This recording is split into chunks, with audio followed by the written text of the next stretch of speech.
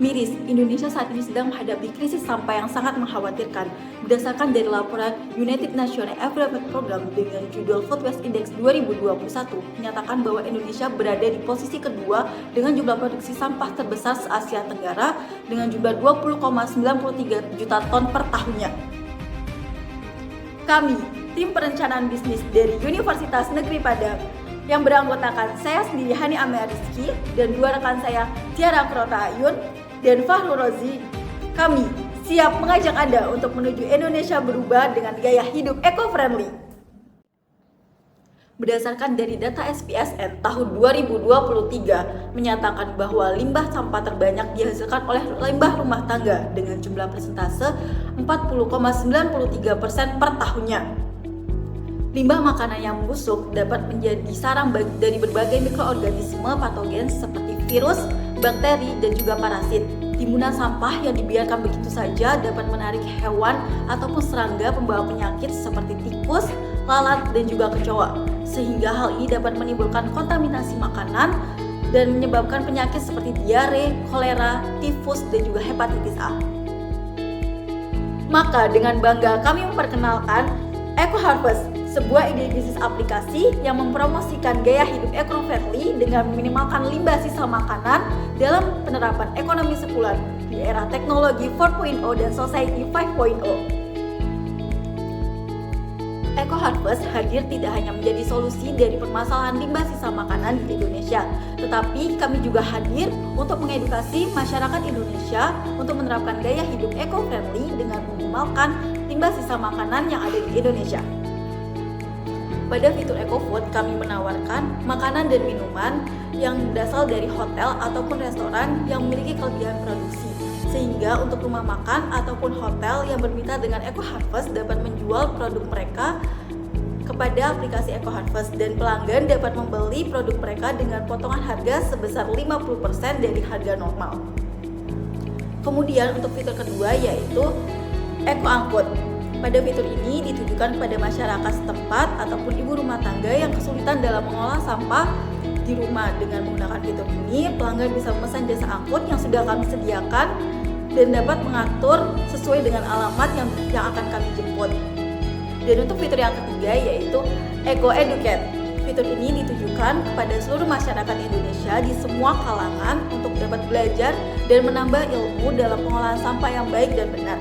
Karena pada fitur ini kami menyediakan layanan edukasi berupa video-video tentang pengolahan sampah yang mudah dilakukan dan dijangkau oleh masyarakat Indonesia. Baik, selanjutnya saya akan membahas tentang analisis Pestel Eco Harvest yang terdiri dari 6 aspek. Yang pertama, aspek politik. Pemerintah mendukung pengembangan startup digital di Indonesia dengan membuat gerakan 1000 startup. Aspek kedua yaitu ekonomi. Pada tahun 2020, Indonesia sudah memasuki sinyal darurat sampah makanan. Yang ketiga, sosial. Dari segi sosial, rata-rata emisi gas rumah kaca yang ditimbulkan dari 1 ton food waste besarnya 4,3 kali lipat dari leftover. Aspek yang keempat, teknologi. Pada tahun 2021, sampah sisa makanan di Indonesia menyentuh angka yang sangat tinggi. Kehadiran revolusi industri 4.0 and society 5.0 menjadi potensi besar untuk menerapkan teknologi dalam meminimalisir limbah sisa makanan. Yang kelima, aspek legal. Di Indonesia juga sudah terdapat peraturan tentang pengelolaan sampah rumah tangga dan sampah sejenis sampah rumah tangga yang diatur dalam Undang-Undang Peraturan Pemerintah Nomor 81 Tahun 2012. Aspek yang keenam, sampah makanan dapat dibagi menjadi 2 kategori, yaitu yang pertama, sisa makanan akibat penyajian yang berlimpah. Yang kedua, sisa makanan yang terjadi akibat kesalahan perencanaan dan manajemen. Selanjutnya, saya akan membahas tentang analisa kompetitor. Eco Harvest memiliki beberapa kompetitor utama seperti Surplus. Dari kompetitor tersebut, Eco Harvest memiliki keunggulan dengan adanya fitur Eco Angkut sebagai penyedia jasa angkut limbah sisa makanan yang akan disetor ke tempat pengolahan sampah, seperti pengelolaan kompos, pakan ternak, dan budidaya mongot. Dan juga, fitur Eco Edut juga memberikan layanan seperti edukasi kepada masyarakat tentang cara pengelolaan limbah sisa makanan yang baik dan benar melalui video and action. Selanjutnya, profil pelanggan Eco Harvest. Yang pertama, dari segi demografi. Eco Harvest akan menargetkan pria dan wanita di umur 20-55 tahun, termasuk ibu rumah tangga dan lembaga pendidikan.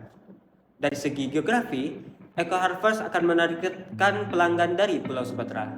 Dari segi psikografi, Eco Harvest akan menargetkan orang yang peduli akan lingkungan, kelompok atau orang yang tidak tahu akan pengelolaan limbah sisa makanan yang baik dan benar, dan juga orang yang ingin membeli makanan dengan harga yang lebih murah. Selanjutnya, saya akan menjelaskan value proposition canvas dari Eco Harvest. Pada bagian ini, kami menganalisis kebutuhan dan keinginan dari pelanggan Eco Harvest yang kami wujudkan dalam berbagai bentuk produk dan jasa yang akan kami tawarkan dalam aplikasi Eco Harvest ini. Selanjutnya, kita bahas strategi pemasaran dari Eco Harvest. Eco Harvest menggunakan 5A marketing, dimulai dari awareness yang bertujuan untuk meningkatkan kesadaran hidup eco-friendly. Yang kedua ada appeal, Eco Harvest akan bekerja sama dengan berbagai influencer. Yang ketiga ada acts, di mana Eco Harvest akan menyediakan layanan 24 jam bagi pelanggannya. Yang keempat ada act, Eco Harvest akan mengadakan berbagai event dan promo-promo menarik bagi pelanggannya. Dan yang terakhir ada advocate, di mana setiap user akan diberikan kode referral dengan berbagai keuntungan. Selanjutnya kita akan bahas mengenai stakeholder dari Eco Harvest yang berasal dari eksternal maupun internal.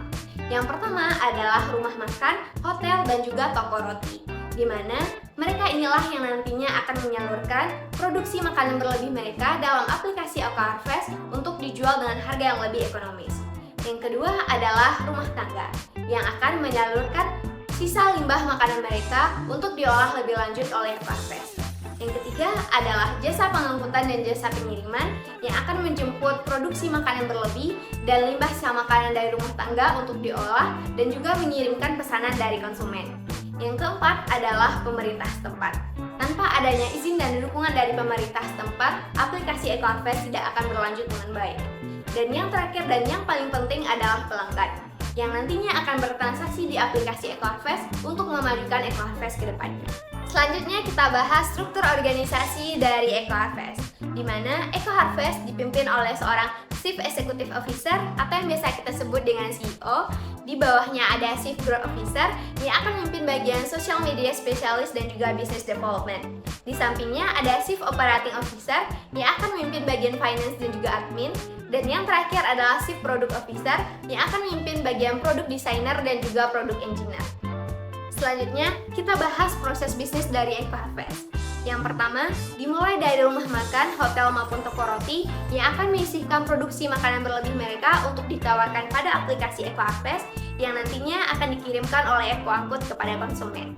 Yang kedua, dimulai dari rumah tangga. Eco Angkut akan menjemput limbah makanan dari rumah tangga untuk dibawa ke tempat pengolahan dan dikelola oleh Eco Harvest itu sendiri yang nantinya akan menjadi produk seperti pupuk maupun makanan margot yang siap untuk dipasarkan. Sekarang kita bahas salah satu hal yang penting dalam sebuah bisnis, yaitu rencana keuangan. Eco Harvest memperkirakan modal awal mereka berjumlah 247 juta, di mana 60% diantaranya akan didapatkan dari ekuitas pemilik dan juga investasi, sedangkan 40% sisanya akan didapatkan dari pinjaman bank.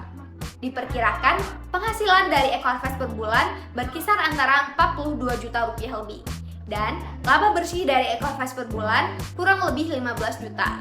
Dari sana dapat dihitung break-even point-nya atau BEP-nya berada dalam jangka waktu 17 bulan. Berikut adalah model bisnis kanvas atau BMC dari Eco Harvest. Kehadiran Eco Harvest di sini adalah untuk mewujudkan bisnis jangka panjang di era teknologi 4.0 dan society 5.0. Kami yakin dengan tujuan aplikasi ini bisa meningkatkan kualitas hidup di Indonesia dengan gaya hidup eco-friendly. Ayo kita mulai gaya hidup eco-friendly bersama Eco Harvest. Eco Harvest, ready for future.